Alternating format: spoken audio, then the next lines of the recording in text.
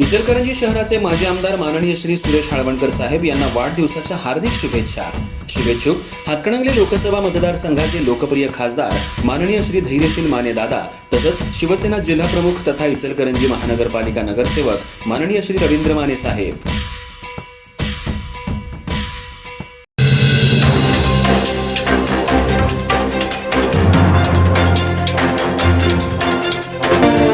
इचलकरंजी शहरातील शिवतीर्थ बसस्थानक परिसरात महिलांच्या गळ्यातील सोनसाखळ्या चोरण्याच्या घटनांमध्ये वाढ होत असून गुरुवारी एकाच दिवशी घडलेल्या 2 वेगवेगळ्या घटनांमुळे प्रवाशांमध्ये भीतीचं वातावरण निर्माण झाले. या दोन्ही घटनांमध्ये चोरट्यांनी सुमारे 2.5 लाख रुपयांच्या सोन्याच्या दागिन्यांवर डल्ला मारला असून या प्रकरणी शिवाजीनगर पोलीस ठाण्यात गुन्हे दाखल करण्यात आलेत. मिळालेल्या माहितीनुसार पहिली घटना इचलकरंजीहून कोल्हापूरकडे जाणाऱ्या बसमध्ये घडली. संबंधित महिला बसमध्ये चढत असताना गर्दीचा फायदा घेत अज्ञात चोरट्यानं त्यांच्या गळ्यातील सोन्याची चेन लंपास केली. काही अंतर प्रवास केल्यानंतर महिलेच्या लक्षात ही बाब आली.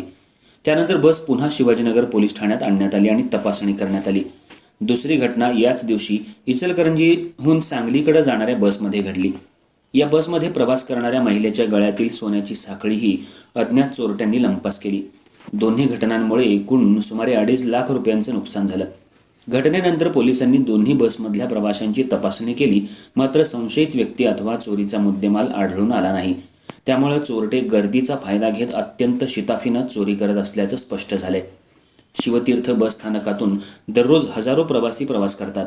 विशेषतः महिला, ज्येष्ठ नागरिक आणि ग्रामीण भागातील प्रवासी मोठ्या प्रमाणावर एसटी सेवेचा वापर करतात.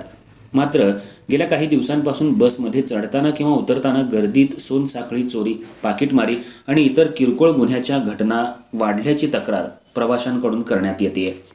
बसस्थानक परिसरात कायमस्वरूपी पोलीस बंदोबस्त ठेवावा, संशयितांवर लक्ष ठेवण्यासाठी विशेष पथक नियुक्त करावं, तसंच सीसीटीव्ही फुटेजची प्रभावी तपासणी करून आरोपींना तातडीनं अटक करावी, अशी मागणी प्रवाशांकडून होतीये.